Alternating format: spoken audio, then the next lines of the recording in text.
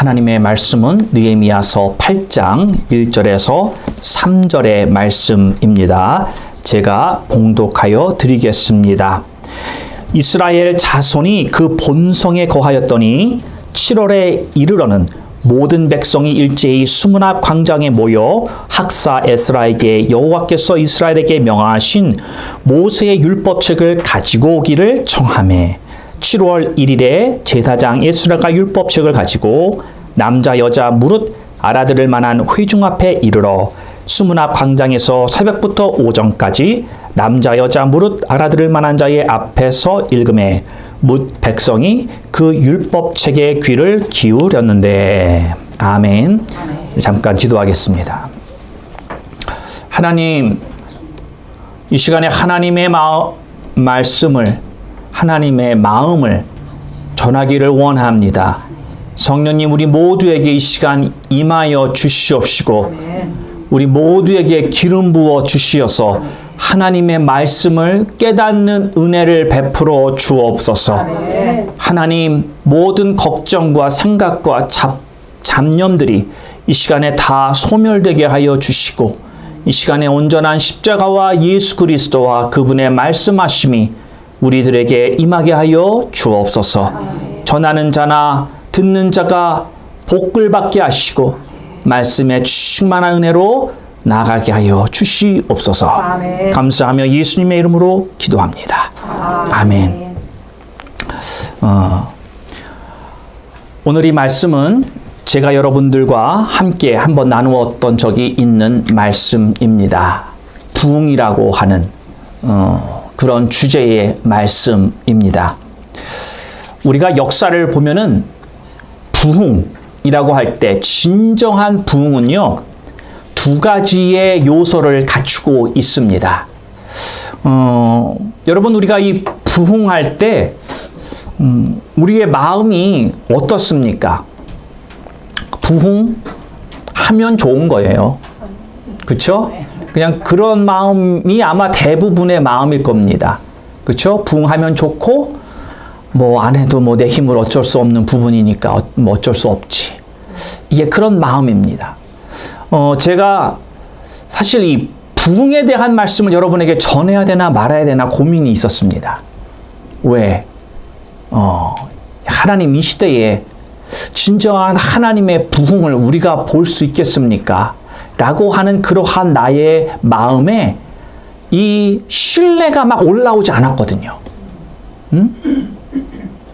그래서 하나님, 내가 신뢰가 안 되어지는 말씀을 제가 어떻게 전할 수 있겠습니까? 그런 제 개인적인 갈등이 저에게 있었습니다. 하나님, 정말 부흥이 이루어질까요? 이렇게 아멘으로 기대하고 있는 사람이 있는가 하면 이 전하는 저도 I'm not sure. 왜? 우리를 보니까 하나님 정말 부흥이 일어날까요? 이런 퀘스천 마크가 저에게 있는 거예요. 그래서 오늘 이 느헤미야 8장에 이르면서 8장이 이를 때까지 제가 고민하는 거예요. 하나님, 이 말씀을 제가 믿음으로 전해야 되는데 하나님, 내게 좀 믿음을 주십시오. 왜? 이 믿음이 이루어질 믿음이 내게 부족했거든요. 제가 이번 주에 저는 고민 가운데 있었는데 어느 평신도가 입에 부흥이란 말을 담았더라고요. 부흥을 이야기를 하더라고요. 자기는 부흥의 꿈을 가지고 있다고. 부흥을 보고 싶다고. 부흥에 대한 믿음을 가지고 있다라는 그런 말을 할 때 저는 제가 오늘 이 전하는 말씀에 대해서 그래, 하나님이 부흥을 잊지 않은 자가 이 미국에도 있구나. 미국 사람인데 어쩐 면에서 너무나도 이 타락해진 이 미국 사회 내에서 그 부흥을 꿈을 잃어버리지 아니하고 그것을 마음에 담고 그것을 위해 기도하고 움직이고 있는 이 평신도의 모습을 보면서 그래, 부흥의 꿈을 꾸고 있는 사람들이 있는 한 부흥이라고 하는 기대감을 가지고 하나님 앞에 무릎 꿇는 사람이 있는 한 우리에겐 소망이 있는 것이다. 아멘. 하나님의 부흥은요, 우리들이 잘 나가고 무슨 일이 잘 풀릴 때, 아무 문제가 없이 형통할 때 부흥이 오지 않는다라는 것입니다. 부흥이 언제 와요? 가장 힘들고 가장 어렵고 가장 어둡고 전혀 부흥이 올 것 같지 않는 그런 막막한 그런 순간에 오는 것이 부흥이라는 것입니다. 아멘. 근데 부흥이 오려면요, 성경에 보면은 두 가지의 요소가 갖추어져 있어야 합니다. 그냥 오지는 않습니다. 그냥 이루어지는 건 결코 아닙니다. 뭐가 있어야 되느냐? 진실한 말씀의 선포가 있어야 됩니다. 하나님의 말씀의 선포가 없이 부흥은 오지 않습니다. 이 강단에서 하나님의 진리의 말씀이 정말 밀물과도 같이 밀려오는 내 심령을 향하여서 하나님의 말씀이 떨어지는 것이 나에게 우와 이렇게 막 내게 오는구나 라는 것이 압력이 느껴질 정도로 하나님의 말씀의 강력함이 있어야 한다는 것입니다. 오염되지 않은 말씀, 순수한 복음의 말씀, 내 영이 받아들이기에 조금도 오염되지 않는 그러한 말씀이 있어야 한다는 것입니다. 이게 첫 번째 요소고요. 두 번째 요소는요, 그 말씀에 반응하는 성도들입니다. 아무리 말씀을 전해도 그 말씀을 받는 자가 받지 않고 반응하지 않으면, 그 말씀에 반응하지 않으면 부흥은 일어나지 않더라. 이 두 가지 요소가 분명히 있어야 한다는 것입니다. 이걸 줄여서 말하면 부흥의 두 가지 요소, 첫 번째는 하나님의 말씀, 또 두 번째는 하나님의 성도들, 요 두 요소가 온전히 갖추어져야 합니다. 사랑하는 성도 여러분, 부흥은 믿지 않는 불신자들로부터 시작하지 않습니다. 부흥은 바깥에서 일어나는 게 아닙니다. 부흥은 바로 여기에서 하나님의 공동체 안에서 하나님의 성도들에게서 일어나는 게 부흥입니다. 아멘. 부흥은 하나님께서 당신의 자녀들의 가슴에 불길을 일으키는 것이고, 그 불길이 넘치고 넘쳐서 그 주변에 믿지 않는 자들에게까지도 그 불길이 임하여서 그들이 어이할꼬 라고 고백하며 하나님 앞에로 돌아와 잃어버린 영혼들에게까지도 가는 것이 부흥이라는 것입니다. 부흥의 시작점은 어디라고요? 바로 나에서부터 시작하는 것입니다. 하나님을 믿는 자를 말하는 거예요. 하나님을 아는 사람에게서 부흥이 시작되어서 이것이 뜨거운 불길로서 넘치고 넘쳐서 교회 바깥에까지, 우리 가정의 바깥에까지 하나님을 모르는 사람들도 그 뜨거운 불길을 보고, 아, 하나님이 계시구나, 나도 죄인이구나, 나도 하나님 앞에 회개해야 하는구나 라고 그렇게 나아오는 본질 먼저의 모습을 바로 성도들이 보인다라고 하는 것입니다. 부흥은 어디에서 시작해요? 바로 나로부터, 하나님을 믿는 사람부터 시작한다라는 것입니다. 오늘 이 느헤미야서를 보면은요, 예루살렘 성벽 재건이 52일 만에 완성이 됐습니다. 이제 안정기에 들어서는 것입니다. 여러분, 우리가 추구하는 것 중에 가장 먼저 떠오르는 게 바로 이 안정입니다. 안정. 여러분, 안정된 삶을 원치 않는 사람 있습니까? 아무도 없죠. 여러분이 일을 하고요, 잡이 있고요, 비즈니스를 하는 이유가 사실 뭔지 아십니까? 내가 안정된 삶을 살고자 하는 거예요. 다른 이유 없습니다. 예. 안정된 삶을 추구하는 인간의 기본적인 욕구가 있기 때문이다라는 것이죠. 그래서 이스라엘 민족이 이제 안정기에 들어서는 거예요. 가장 급한 불을 껐어요. 그러니까 속된 말로 말하면, 쉽게 얘기를 하면 이제 돈 많이 월급 주는 직장에 취직했다는 거죠. 이해가 되십니까? 이제 꼬박꼬박 내가 안정적인 삶을 살 수 있도록 나의 모든 비를 페이하고 어느 정도 세이브할 수 있는, 그래서 앞날의 계획도 생각할 수 있는 그러한 안정기에 들어섰다라고 하는 것입니다. 굉장히 좋은 소식이죠. 그렇죠? 자, 그런데 예루살렘 이 주민들에게는요, 그들의 어떤 이런 겉모습 가운데는 안정적인 모습들이 이제 들어섰지만, 그러나 그 심령 가운데 있는 그 마음 가운데는 영적인 공허함이 그대로 있었다라고 하는 것입니다. 여러분, 내가 좋은 직장 잡고요, 내가 돈을 지금 어떤 규칙적으로 앞으로 걱정할 일이 없는 이제 안정기에 들어 쓰는 게 기쁜 마음이 듭니다. 그런데 여러분, 이것이 평생 가나요? 아닙니다. 평생 가지 않습니다. 그것은 내가 어떤 육체적인 이 땅에서의 삶을 사는데 필요한 걸 채워준 것이고요, 내 심령에 내 영적인 충만함을 절대 가져다 줄 수 없는 게 물질이요, 안정이라는 것입니다.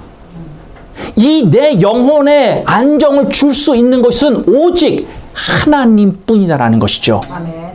그래서 이스라엘 백성들이 겉으로 보기에는 이 대단해 보이는 건축물을 완성했지만, 그러나 속 안에 생명이 없음을 깨닫는 거예요. 아, 이거 완성했는데 얼마나 기뻐요. 그래서 막 지금 너무나도 마음이 좋은데 좋고 나서 가만 보니까, 여러분, 저는 잘 모르겠는데 파티장 가보신 적 있는지 모르겠어요. 밤새도록 술 마시고 파티하고 너무나도 기분 좋고 흥청망청 다 돌아왔는데 집에 와서 잠자고 그 다음날 일어나 보니까 허망한 느낌. 뭔지 아십니까? 예, 즐거웠어요. 좋았어요. 그런데 그 다음날 깨보니, 예, 나에게 진정한 기쁨이 없다라는 거죠. 그때는 있었는 것 같았는데 지금 이스라엘 민족의 상태가 이렇다라는 거예요. 안정기에 접어들었지만 그러나 진정 그들의 영혼 가운데 주어지는 하나님의 평화는 없었다라고 하는 것입니다. 여러분, 겉모습으로는 아무리 인생 잘 산 것 같아 보여도요, 그 속 안에 생명이 없으면 무슨 유익이 있겠습니까? 그래서 이 예루살렘 거주민들의 마음에 있는 이 갈망함이 이들을 수문 앞 광장으로 모이게 했고, 그리고 하나님의 말씀을 요청하게 만들었다라고 하는 것입니다. 그들 안에 채워지지 않는 이 갈망함, 채워지지 않는 이 평화, 그것이 그들을 하나님 앞으로 이끌어내게 했다라고 하는 것입니다. 자, 여기에 보면 1절에서 뒷부분에 보면은, 예, 1절을 제가 읽을게요. 이스라엘 자손 거주민들 말하는 거예요. 그 본성에 거하였더니 7월에 이르러서 모든 백성이 일제히 수문화 광장에 모여서 학사에스라에게 여호와께서 이스라엘에게 명하신 모세의 율법책을 가지고 오기를 뭐 했다고요? 청하매. 지금 뭘 청했어요? 그렇죠. 다른 말로 표현하면 뭐예요? 성경책을 가지고 나와라. 예. 에스라라고 하는 제사장에게 하나님의 말씀을 청하는 거예요. 하나님의 말씀을 달라. 여러분, 이스라엘 민족이, 백성들이 요청했다라는 것입니다. 요청했다라고 하는 것은요, 그 마음에 갈망이 있었다라는 것이죠. 그걸 원하는 마음이 너무나도 많았기에 온 백성들이 함께 나와서 에스라에게 하나님의 말씀을 우리에게 주십시오, 이렇게 청했다라고 하는 것입니다. 여러분, 하나님의 말씀을 청하는 사람이 얼마나 하나님 보시기에 이쁘겠습니까? 그렇죠? 하나님의 말씀 들을 자리마다 피하고 요리조리 빠져나가고 참석하지 않고 이런 사람과 하나님 말씀을 우리에게 좀 주십시오 라고 찾아오는 사람이 있다면 하나님 입장에서 누구를 이뻐하고 누구에게 복을 주시겠습니까? 이건 뭐 물어보나 마나죠. 그쵸? 하나님의 말씀에 대한 갈망. 여러분, 우리는 일주일 내내 우리가 어떤 모습으로 살아야 되느냐. 하나님에 대한 갈망하는 마음을 가지고 일주일 동안 쭉 살다가 주일날 아침에 하나님의 전에 나와서 그 갈망함의 클라이맥스를 여기에서 뻥 하고 터뜨리는 것입니다. 하나님, 내가 갈망합니다. 내가 일주일 동안 하나님을 고대하고 기대하고 하나님을 만나고자 내가 기다렸습니다. 바로 이 하나님의 성전에서 하나님, 내가 그 기대하는 마음을 가지고 갈망한 가운데 나왔사오니 하나님, 이 시간에 내 갈망함을 다 없애주시고 만족시켜주시고 충만케 해서 내 영혼이 오버플로우 하는 이 시간 되게 하여 주옵소서. 그렇게 하나님 앞에 나오는 게 예배자의 자세라고 하는 것입니다. 이런 갈망함, 이런 갈망함의 극치가 바로 부흥으로 이어지는 것입니다.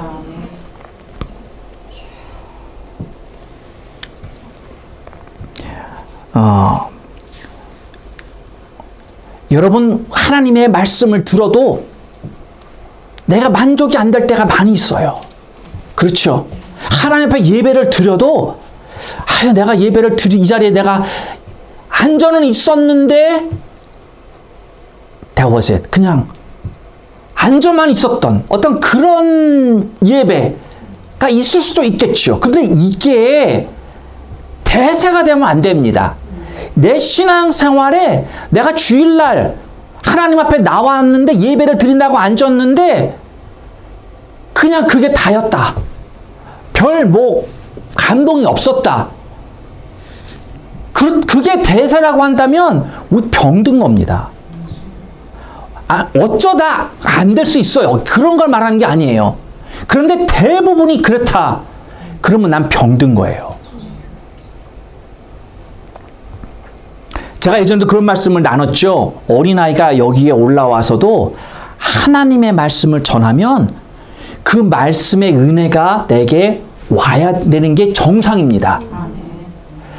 여러분, 제가 예전에도 그런 말씀 나눴죠. 아르헨티나에 있는 그 칼로스 에나콘디아라고 하는 목사님이 있었다고.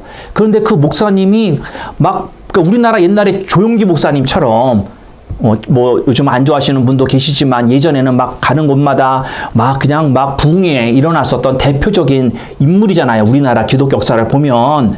그쵸?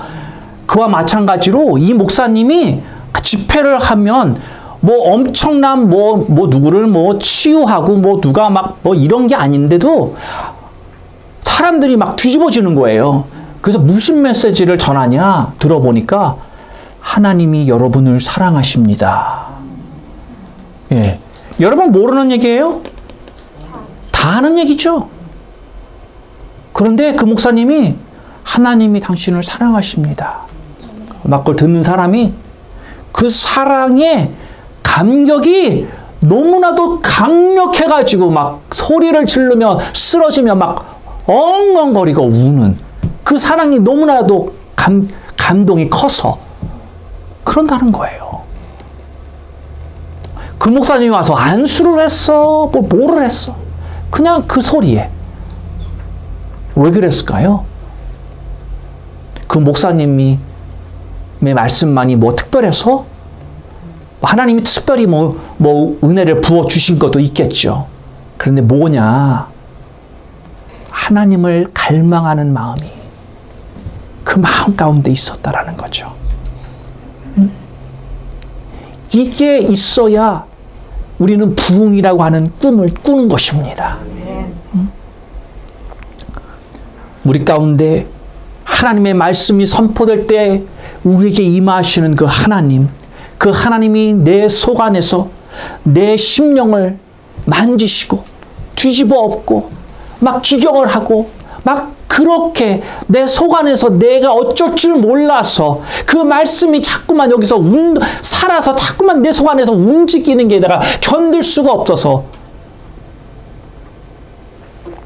그러한 모습을 지금 이스라엘 백성들이 느헤미야 8장에서 보여주고 있는 것입니다. 하나님의 말씀에 대한 갈망함 여러분 있으십니까? 세상에서 가장 맛있는 음식, 여러분 저는 한국 TV를 볼 때마다 그놈의 먹방을 보면 때로는 내 신세가 너무 처량해요. 누구는 돼지처럼 배 터지게 저렇게 몇 그릇씩 먹는데 누구는 한 숟갈도 먹지도 못하고 침 꿀떡꿀떡 넘어가며 보고 있는 내 자신이 한심해요. 응? 내가 바보도 아니고 말이야. 응? 그런데 우리가 제자훈련에서도 봤지만 세상에서 가장 단 게 뭐라고요? 하나님의 말씀이 가장 달다잖아요. 응? 하나님이 가장 단 걸 우리들에게 주셨어요. 그리고 우리가 바보 같지만 우리를 지혜롭게 만들어줄 수 있는 어떤 약 처방? 그렇게 말할 수 있을까요? 그걸로 하나님이 말씀을 주셨어요. 응? 그 말씀을 받으면 정말 솔로몬과 같이 지혜로울 수 있는 그 하나님의 지혜가 함께하는 그러한 말씀으로 우리들에게 주셨습니다. 또 어떤 면에선 우리들의 상처를 치유하고 우리들의 병듦을 치유하는 그것이 바로 하나님의 말씀이잖아요. 그러한 엄청난 능력이 있는 이 말씀을 여러분 먹어야 되지 않겠습니까? 받아야 되지 않겠습니까? 이러한 갈망함이 우리 모두 가운데 있기를 주님의 이름으로 축원드립니다. 아멘. 이스라엘 백성이 말씀을 달라고 청했다는 것입니다. 여러분 여기서 청했다라고 하는 것은 이런 거예요. 밥 더 주세요. 밥 주세요. 배가 고프니까 먹을 것 달라라고 하는 것입니다.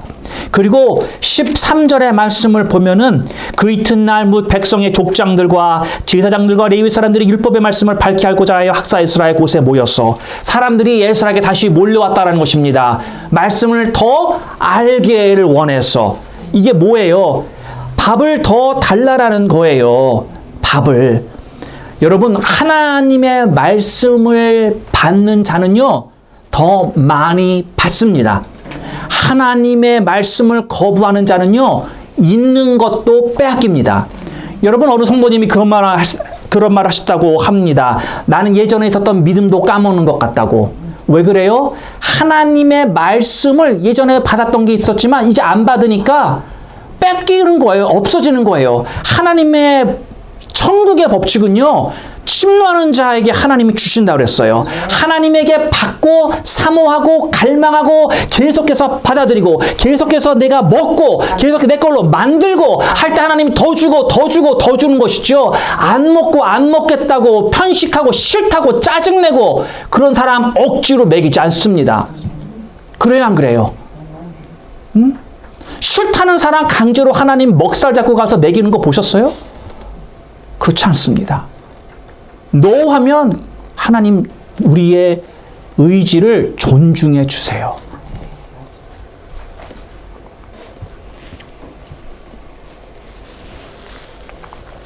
우리는 하나님의 말씀을 갈망한다고 하는 것은 하나님의 말씀을 내가 받으면서 이게 무슨 작업이냐면요. 하나님의 말씀을 받는다라고 하는 것은 하나님과 그 말씀을 통해서 내가 자주 만난다라는 거예요. 예. 하나님과 나와의 인격적인 어떤 이런 교제가 하나님의 말씀이 내게 임할 때 하나님이 어떤 분인가가 하나님의 마음이 지금 어떤 마음인가 나를 향한 그런 것이 느껴지고 깨달아지고 그렇기에 내 마음 가운데 그 하나님의 말씀이 분명히 일으키는 어떠한 임팩이 있다는 것이죠. 이게 하나님과 만난다라는 것입니다.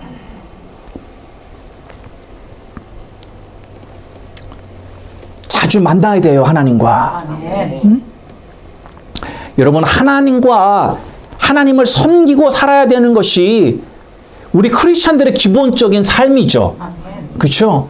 하나님을 섬기는 삶을 우리는 살아야 되는 것이고, 이걸 제가 조금 비유로 말씀을 드린다면요. 여러분, 풀타임 잡이 뭐예요? 우리들의 풀타임 잡은요, 하나님을 섬기고 사는 모습입니다. 그리고 나머지가 다 파트타임인 거예요. 자, 여러분, 우리가 일하는 걸 그만두라는 말이 아닙니다. 우리가 일하는 것 성경에서 분명히 우리 손으로 일하라고 말하고 있어요. 일하는 게 나쁜 게 아니에요. 노동은 하나님이 창세기서부터 우리들에게 말씀하신 명령이란 말이에요. 일은 해야 된다라는 거죠. 그런데 우리의 가장 기본이 뭐냐? 가장 중요한 게 뭐냐? 하나님을 믿는 크리스찬이라면 하나님을 섬기는 삶을 사는 것이 근본이요, 가장 중요한 거라는 것입니다. 이거를 안 하고 다른 거 아무리 해봐야 아무 소용이 없는 거예요. 예. 여러분이 아무리 다른 사람 밖에 나가서 사랑을 구해도요, 남편 사랑 받지 못하면 결국 채워지지 않고 그 결혼 관계가 이어질 수 없는 것처럼 가정에서는 남편 사랑이 가장 중요한 거예요. 여러분이 받아야 되는 게. 그쵸? 바깥에 가지고 어떤 논팽이 만나봐야 그거 진짜 아니에요. 그쵸? 바깥에 나가지고 다른 거 찾아봐야 그거가 진정한 사랑이 아니고, 여러분 남편의 사랑으로 여러분이 먹고 사는 말이에요. 가정에서 예를 들어서 말씀드리자면 그렇다라는 거예요.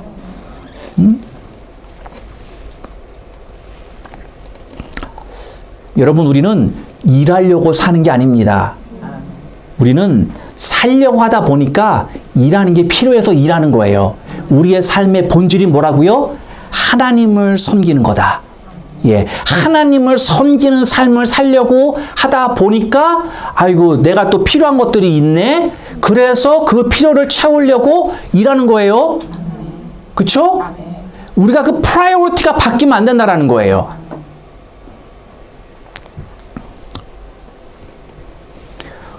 이스라엘 민족이요, 예루살렘 성벽을 쌓은 이유도 바로 이것입니다.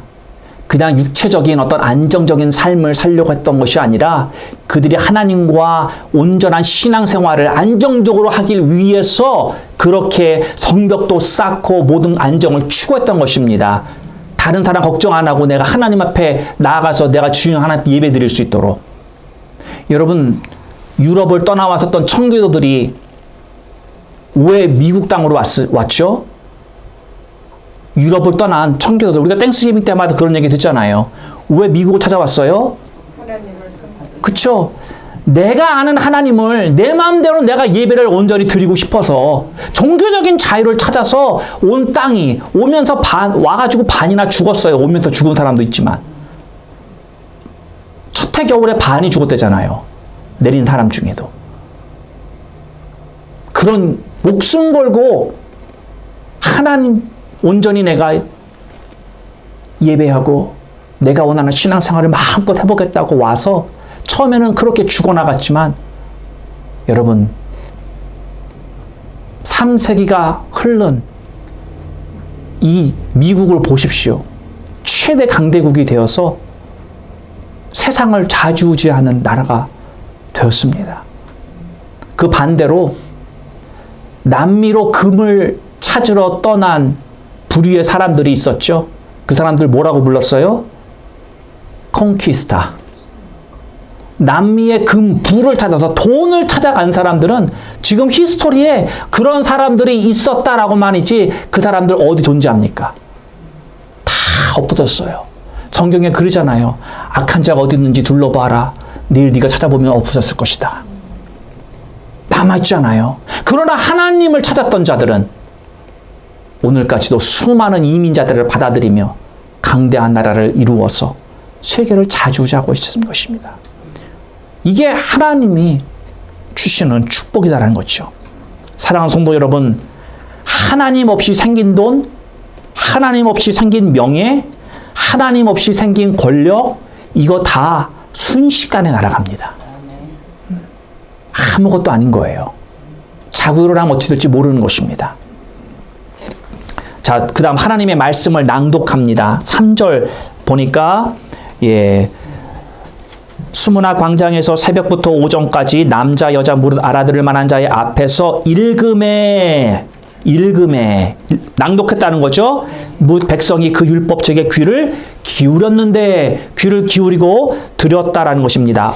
8절에도 똑같은 말이 나옵니다. 하나님의 율법책을 낭독하고 그 뜻을 해석하여 백성으로 그 낭독하는 것을 다 깨닫게 하매 하나님의 말씀을 여러분 낭독했다라는 거예요.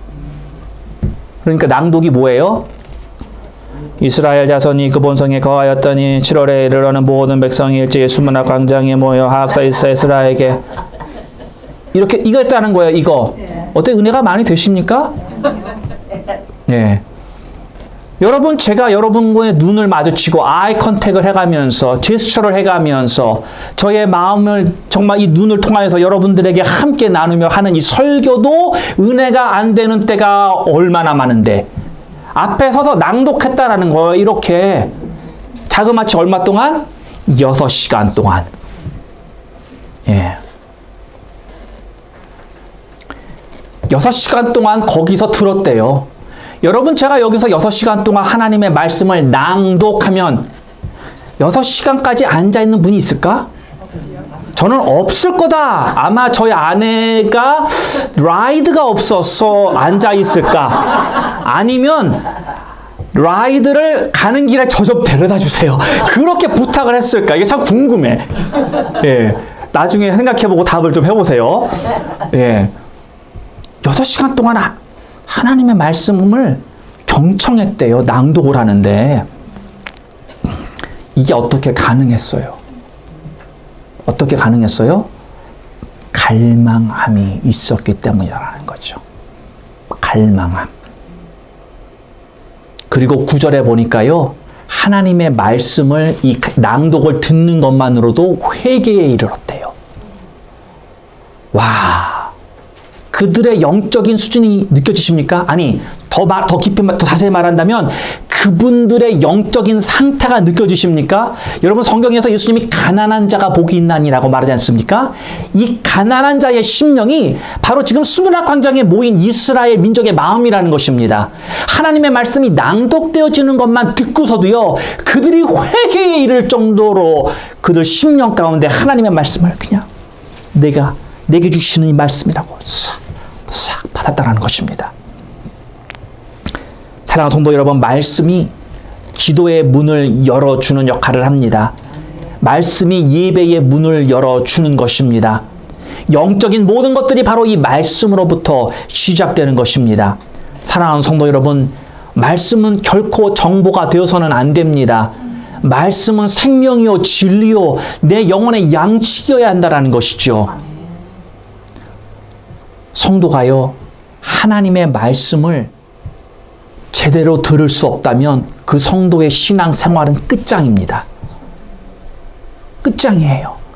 하나님의 음성이 안 들린다. 하나님의 말씀이 내게 들어오지 않는다. 여러분, 그거는요, 뭐와 같냐면 단식하는 거예요, 이제. 굶는 거예요, 굶는 거. 물도 못 마시고.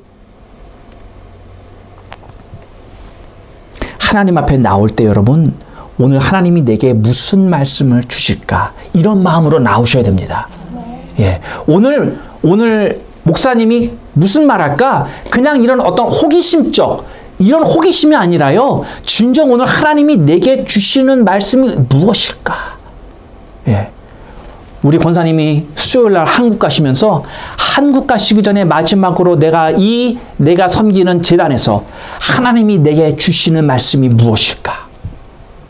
이런 갈망함. 내가 앞으로 2달 동안 이 말씀을 못 들을 텐데 무슨 말씀을 내게 주실까? 한국을 가면서 모국을 내가 오랜만에 방문하면서 내게 주시는 말씀이 무엇일까? 내가 일하는 직장에서 이러한 환경 가운데 내가 마음이 이런 상태인데 이 한 주간도 내가 살려고 하는데 하나님이 나에게 무슨 말씀을 주실까? 내 남편이 이번 주에 출장을 가는데 떨어져 있을 텐데 그 없는 기간에도 하나님께서 나에게 어떠한 모습으로 살기를 원하실까? 수많은 삶의 모습들이 있습니다. 그러나 분명 우리들의 인생이 하나님에게 주시는 말씀이 임해야 하는 줄로 믿습니다. 아멘. 하나님의 말씀이 내 심령에 들리지 않는다면 그 인생은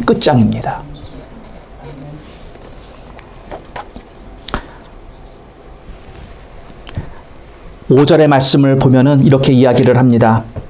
학사 이스라가 모든 백성 위에 서서 저희 목전에 책을 펼 때에 모든 백성이 일어서니라. 하나님의 말씀에 대한 사모함이 너무 커서요. 하나님의 말씀을 막 전하려고 하니까 그들이 일어섰다라는 것입니다. 앉아서 받을 수 없었다라는 것이죠.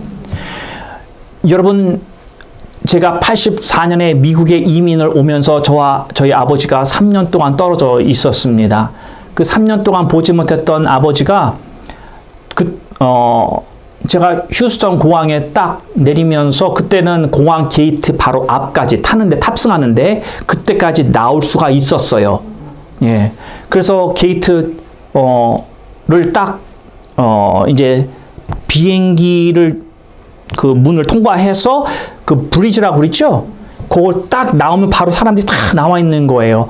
그때 3년 동안 보지 못했던 아버지의 모습을 제가 거기 딱 나와서 우리 아버지의 모습을 보았습니다. 그런데 거기 보면 의자가 많이 있어요. 근데 우리 아버지가 거기 앉아서 다리 꼬고 앉아서 얘네들 언제 오나 기다렸을까요? 아니죠. 바로 앞에 와서 서서 기다리고 있었습니다. 왜 그랬어요? 왜 그랬을 것 같아요? 자식들 보고 싶은 마음에 나와 계셨다라는 거예요. 성경에서 이런 이야기를 또 합니다. 잃어버린 탕자를 기다리던 아버지가 마을 맨 어귀에 나가서 마을 입구에 가서 그놈이 언제 돌아오나 매일같이 서서 기다렸다고 하는 것이 바로 이 아버지의 마음이라고 하는 것이지요. 우리는 하나님의 말씀에 대해서 그런 갈망함이, 내가 기다림에 지쳐서 기다림이 너무나도 내게 강해서 빨리 나와야지. 빨리 나와서 내 준비해야지. 저는 우리 아버지 뭐라 그러죠? 그 유교 맞나요? 유교 교육을 받거든 전통적인 우리 아버지 양반 감정을 안 드러내는 사람이에요. 웬만해서. 그런데 저는 아직도 잊을 수 없는 장면, 눈이요. 눈물로 이렇게 그냥 가득 차 있는 그런 아버지의 모습이 저는 잊어버리고 싶지 않아요. 제 마음속 깊은 곳에 나는 그 아버지의 모습을 꼭 간직하고 그게 아버지의 사랑이구나. 왜? 표현을 잘 안 하니까. 그렇게 하나님의 말씀에 우리 이런 마음이 돼야 된다는 거예요. 그리고 그 다음날 말씀을 더 달라고 요청했다라고 했죠. 여러분 6시간 동안 말씀을 들었어요. 6시간 동안. 근데 그 다음날 쫓아가가지고 말씀 더 해달라고. 이게 뭐예요? 먹다가 보니까 너무 맛있는 거예요. 네. 어저께 여러분 우리 성도님들 보니까 음식을 너무나도 잘하셔요. 그래갖고 초대를 해서 가봐서 음식을 먹으면 여러분 그거 있잖아요. 맛있는 음식을 먹었는데 한 그릇 먹었고 나니까 양이 안 차. 2그릇을 먹어야 되는 거예요. 여러분 맛있는 음식을 먹는데 내가 아직 덜 찼어. 그런데 거기서 끝낼 수 있으세요? 2그릇 먹어야지. 왜? 있는데. 그렇잖아요. 그 2그릇 먹는다라고 뭐가 잘못된 게 아니잖아요. 맛있는 게 있으면 배부를 때까지 먹고 싶은 게 우리의 마음인 것처럼 하나님의 말씀도 먹다 보니까 맛있으니까 여기서 멈추지 마십시오. 더 주십시오. 내게 더 주십시오. 요청하는 거예요. 갈망과 갈증은요, 하루에 없어지는 게 아닙니다. 하나님을 향한 갈망은요, 한 번 내가 한두 번 말씀 들었다가 없어지는 게 아니라는 거예요. 갈증은 계속 이어가는 겁니다. 이게 우리는 부흥이라고 말하는 것입니다. 말씀에 대한 갈망은 말씀의 권위와 경외감을 일으킵니다. 여러분 갈망하면 할수록 귀중함을 깨닫게 되는 것입니다. 여러분 제가 얼마 전에도 그런 말씀 드렸잖아요. 2달 동안 사랑하는 아내가 내 옆에 없었어요. 같이 계속 살았으면 귀중한 줄은 알지만 그렇게 진하게 귀중하다고 느꼈을까요? 없어 봐야지 아는 거예요. 귀중한 걸. 그쵸? 남편이 저 출장 가고 뭐 어디 가고 뭐 등등등 그러 봐야지 아니야 일주일 출장 가지고는 그냥 아유 혹시 편했어 그렇게 되나 모르겠네. 하여튼 없어 봐야지 귀중하고 소중한 걸 아는 것처럼 하나님의 말씀도 갈망하고 갈망했을 때 그 소중함이 느껴지는 것입니다. 아멘. 반대로요, 말씀에 대한 갈망이 없으면 그 소중함을 모르죠. 예. 그냥 계속 있으니까, 갈망하지 않아도 계속 있으니까 소중하게 여기지 못한다라고 하는 것입니다. 그러니까 그 말씀의 권위도 인정하지 않는 것이고요. 아마 배터리가 다 된 것 같은데 그냥 가겠습니다. 예, 괜찮아요. 자, 하나님은 우리가 하나님을 인정할 때 기뻐하십니다. 하나님, 오늘도 나를 사랑하시는 하나님, 나를 어여삐 여기시고 나의 길을 인도하시고자 오늘도 성령 가운데 나에게 말씀해 주시며 나를 붙들어 주시는 하나님 감사합니다. 오늘도 하나님이 붙들어 주시지 않으시면 나는 옆길로 갈 수밖에 없고 넘어질 수밖에 없고 시험에 빠질 수 없지만 그래서 내가 하나님을 바라보고 의지합니다. 하나님은 나의 구원자이시기 때문에 나에게 어떤 위험에 빠져도 나를 인도하시는 그 하나님을 내가 믿고 나아갑니다. 하나님을 내가 찬양합니다. 하나님 고맙습니다. 감사합니다. 하나님 나를 계속해서 인도해 주십시오. 이렇게 말할 때 우리 하나님이 기뻐하신다라는 거예요. 내가 하나님을 인정해 드리는 거예요. 하나님의 권위를 내가 인정해 드리는 거예요. 나의 삶을 계속해서 다스려 주시옵소서. 하나님의 그 주권 가운데 하나님 나를 인도해 주시옵소서. 우리가 하나님에게 어떤 경외함을 표현할 수 있을까요? 5절 말씀 일어났다라고 하는 것입니다. 여러분 영이 안에서 깊은 곳에서 요동치면 앉아있을 수 없습니다. 여러분 우리가 너무나도 잘 알고 있는 그 한 달의 메시아 그 찬양을 들으면 맨 끝에 사람들이 어떻게 해요? 어떻게 반응해요? 다 기립박수를 칩니다. 그렇죠? 여러분 하나님에 대한 찬양을 들어도 우리가 기립박수를 하는데 하나님이라고 하는 그 말씀, 그 임재 안에서 내가 기립박수를 못 치겠습니까? 그렇죠? 더한 것도 할 수 있는 것이에요. 내가 하나님 앞이라고 한다면 여러분 다윗이 바지가 벗겨지는 줄도 모르고 춤을 췄다고 그러잖아요. 이게 어떻게 가능해요? 왕이라고 하는 사람이. 예. 하나님이 나와 함께 하신다라고 하는 것이 너무나도 이 사람에겐 그게 너무 깊이 온 거예요. 그게 너무나도 강력한 거예요. 그 함께 하시는 하나님만 지금 보이고 생각해지고 느껴지니까 그 안에서 내가 하나님을 너무나도 기뻐하다 나도 모르게 춤을 추게 되는 것이고 그게 너무나도 내가 집중해서 몰두해서 옷이 벗겨지는 줄도 몰랐다라는 것이죠.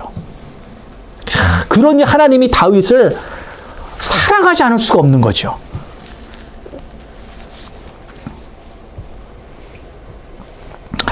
두 번째 6절 말씀 보면 회개했다라고 말하고 있습니다. 에스라가 광대하신 여호와를 송축하며 모든 백성이 손을 들고 아멘 아멘 응답하고 몸을 굽혀 얼굴을 땅에 대고 여호와를 경배하였느니라. 그리고 9절 말씀 보면은 백성이 율법의 말씀을 듣고 다 우는지라. 울면서 하나님 앞에 엎드렸다라고 하는 것입니다. 이게 무엇이에요? 회개하는 것입니다. 하나님의 말씀이 가슴속에 들어오면 감동과 기쁨이 밀려옵니다. 그 말씀이 내 심령을 터치하기 때문인 것입니다. 하나님의 나를 사랑하신다라고 하는 그 말씀에 내 영혼이 감동의 도가니에 빠져 들어가는 것입니다. 그런데 하나님의 말씀이 내 안에 들어오면 감동과 기쁨이 되지요. 그런데 그것이 그냥 감동과 기쁨에서 끝나는 것이 아니라 조금 있으면 나에게 고통으로 밀려옵니다. 왜 내게 고통이 돼요? 하나님의 말씀이 나를 보여줍니다. 하나님의 말씀대로 살지 못하는 내 모습을 보여주는 것입니다. 처음에 하나님의 말씀을 받으니 하나님이 내 딸아 내가 너를 사랑한단다.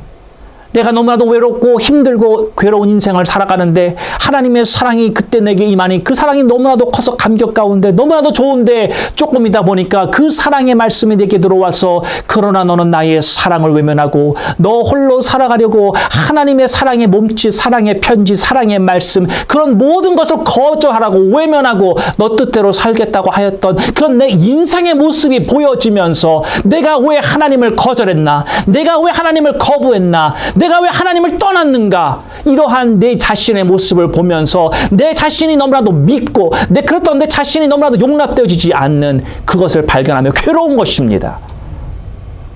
말씀이 내게 보여주는 내 자신의 모습을 우리는 보아야 하는 것입니다.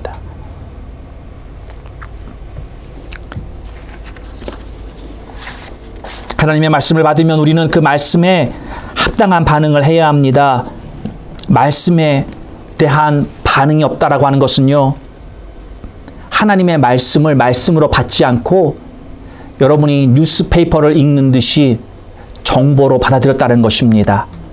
여러분, 정보로 잠깐 스치고 지나가는 것입니다. 정보는 기억해도 좋고 안 해도 좋고 상관없어요. 그런데 하나님의 말씀은 진리의 말씀이기 때문에 내 안에 분명히 들어와야 한다는 것이죠. 아멘. 말씀, 여러분 이 갈망, 하나님에 대한 말씀의 갈망이 있다면 이 갈망이 여러분의 영혼을 계속 하나님 앞으로 인도할 것입니다. 아멘. 어떤 반응을 해야 합니까? 지적인 반응을 해야 합니다. 7절과 8절의 말씀을 보면은 이스라엘이 레위 사람들을 초대하여 말씀을 깨닫게 해달라고, 말씀을 가르쳐달라고, 말씀을 읽었는데 말씀을 내가 6시간 동안 들었는데 그 말씀이 무슨 뜻이냐? 라고 물어봤다는 것입니다. 여러분, 이스라엘 백성들은 자기 스스로 그 말씀이 무엇일까 스스로 생각하고 이런 것 같아 라고 결론을 내리고 그냥 내가 일하러 나가야지 일터로 그러고 갔을 수도 있다는 것이죠. 그런데 그렇게 하지 아니하고 자신의 수준으로 하나님의 말씀을 이해하려는 거기서 멈추지 않았다라는 것입니다. 레위 사람들에게 말씀의 뜻이 뭡니까? 이것을 좀 해석해 주십시오. 이 가르침을 내게 주십시오. 이렇게 부탁을 했다는 것입니다. 여러분, 우리가 신앙생활 중에 가장 큰 문제 중에 하나가 내가 복음입니다. 내 수준에서 이해하고 받아들인 그 말씀이 다라고 알고 그게 다인 줄 믿고 그렇게 사는 사람. 예. 내가 복음. 너무나도 머리가 꽉 막혔어요. 내가 이전에 배웠던 것, 내가 이전에 생각했던 것, 내가 이전에 조금 경험했던 것, 이게 다라고. 하나님의 말씀 깨닫지 못한 것들, 하나님께서 아직까지 보여주지 않은 수많은 것들이 있는데 예전의 거가 다라고 착각하고 아직까지도 그거라고 믿고 살아가는 이 내가 복음. 우리에게 얼마나 깊은 뿌리를 내리고 있는지 모릅니다. 여러분, 제가 여러분들에게 가끔 말씀드리죠. 내가 아는 게 너무나도 없다고. 세상에 어떤 지식적인 것만 보아도 내가 아는 게 너무나도 많이 없어요. 하나님의 말씀은 더 말할 것도 없는 것이고요. 하나님의 진리의 말씀의 깊이를 여러분, 저도 마찬가지고 여러분도 마찬가지고 굉장히 낮습니다. 그것 가지고 내가 인생의 신앙이 뭐고 믿음이 뭐고 잘 살고 있다라고 생각하고 있다라면 어마어마한 착각이라고 하는 것입니다. 우리는요, 내가 알게 모르게 하나님의 말씀을 내 수준으로 끌어내리는 경향이 있습니다. 왜? 내가 여태까지 살아온 인생의 바탕이 있잖아요. 경험이 있잖아요. 내가 생각했던 게 있잖아요. 그러다 보니까 자꾸만 내가 이루어지는 나의 생각의 수준 여기인데 하나님의 말씀을 자꾸만 그래서 내 수준으로 내려와서 내가 그거 생각하는 어떤 그러한 경향성이 내게 있다라는 것이죠. 이게 뭐 100% 잘못됐다라고 말할 수는 없습니다. 그런데 우리는 자꾸만 하나님의 말씀의 수준으로 내가 올라가려고 해야지 자꾸만 내가 내 수준으로 끌어내려고 하면 안 된다라는 거예요. 하나님의 길은 하나님의 생각과 뜻은 내 생각과 내 수준과 다르다고 성경은 분명히 말씀하고 있기 때문이라는 것이죠. 여러분, 사람들이 가지고 있는 생각이 이런 거예요. 예수 믿으면 모든 고난이 해결된다. 예수 믿으면 모든 문제가 해결된다.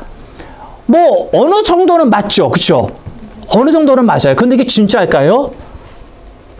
예수 믿으면 모든 고난이 끝납니까?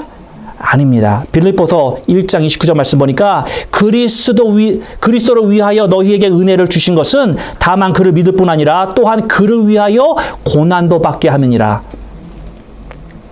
은혜를 주셨는데 믿는 자들에게 은혜를 주신 이유는 고난도 함께 받게 하셨다라고 말씀하고 있는 거예요. 성경 구절 제가 말하면 시간이 없어서 다 못합니다. 하나님이 우리들에게 고난도 주신다고 성경은 분명히 말하고 있어요. 여러분 인생이 만사형통 하는 때가 있죠. 그러나 여러분 죽을 때까지 만사형통이 100% 이루어지지 않습니다. 분명히 가다 보면요, 덜컹거리는 그런 길도 나와요. 가다 보면요, 비도 올 거예요. 가다 보면요, 눈도 와요. 또 가다 보면 해도 나고. 이게 인생인 것입니다. 하나님의 말씀을 받을 때 우리가 그 말씀의 수준이 여기라고 한다면 내가 그래 하나님 내가 그렇게 살지 못하고 있는 내 자신의 모습이 이렇습니다. 그걸 회개하고요. 그러나 하나님 내가 그렇게 살 수 있도록 내가 그렇게 그 모습으로 나아갈 수 있도록 하나님 나를 도와주십시오. 이렇게 해야지. 하나님 내게 내려와 주셔서 나를 그냥 내려와서 나를 어떻게 도와주세요. 여기서 하면 안 된다라는 것이죠. 하나님의 말씀을 주실 때는 그 말씀대로 살기로 원하는 하나님의 마음이 거기에 담겨 있는 것이지 자꾸만 내 수준으로 끌어내는 게 아니라는 거예요. 여러분 제가 이걸 비유로 말씀드리면 이런 거예요. 이 시대에 많은 크리스찬들이요, 주일날 위로받기를 원합니다. 특별히 우리 이민사회가 그래요. 미국서 살면서 외롭고 힘들고 인종차별 받고요. 뭐 그런 어려움들 많이 있어요. 그리고 한국서 있는 친지들과 주변 사람들과 뭐 말도 잘 안 통한 이런 것들 속에서 우리가 여기 미국에 있으면서 위로함 분명히 필요합니다. 그런데요, 1년 52주 동안에 내게 위로만 주십시오. 나 위로해 주십시오. 이것만 계속 그 마음을 갖고 있다면 그건 그 사람에게 큰 결함을 만드는 거예요. 여러분, 너 잘났다, 너 잘한다, 그래 잘한다 이렇게 야단 치고 키우면요 어떻게 되는지 아십니까? 온실 속의 화초가 됩니다. 제가 살던 휴스턴에는요, 때가 되면 허리케인이 붑니다. 플로리다도 불죠. 허리케인이 불어서 루이지애나까지, 노스캐롤라이나까지 여름만 되면 허리케인이 쳐요. 그런데요, 그런 바람이 한번 불면 온실 속에서 자란 화초는 그냥 쓰러져 날아갑니다.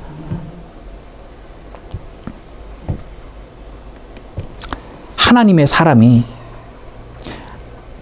의롭게 살지도 않으면서 하나님의 의를 추구하고 살지도 않으면서 하나님의 위로만 계속 찾는다라고 하는 것은요, 나 오늘도 위로해줘요. 나 오늘도 위로해줘요. 이런 것은요, 내 배에 구멍이 이만큼 나가지고 내가 지금 피를 철철 흘리고 지금 20분 안에 지금 이 흐르는 검붉은 이 피를 내가 멈추지 않으면 죽을 텐데 뭐라고 말하는 줄 아세요? 아스피린 하나 주세요. 데일밴드 하나 주세요. 이거와 똑같다라는 거예요. 여러분, 피가 철철 흘리면 빨리 의사한테 가가지고 꼬매고 맞고 현혈 받고 대수술을 지금 받아야 되는 거예요. 여러분이 신앙생활 한다는 게요, 그냥 뭐 친교하고 그냥 좋고 왔다 갔다 그냥 이게 겉모습은 그렇지만요, 실적으로 열어보면 그렇지 않다라는 거예요. 우리 영혼의 상태들은요, 어떤 면에서 지금 피 흘리는 사람도 있어요.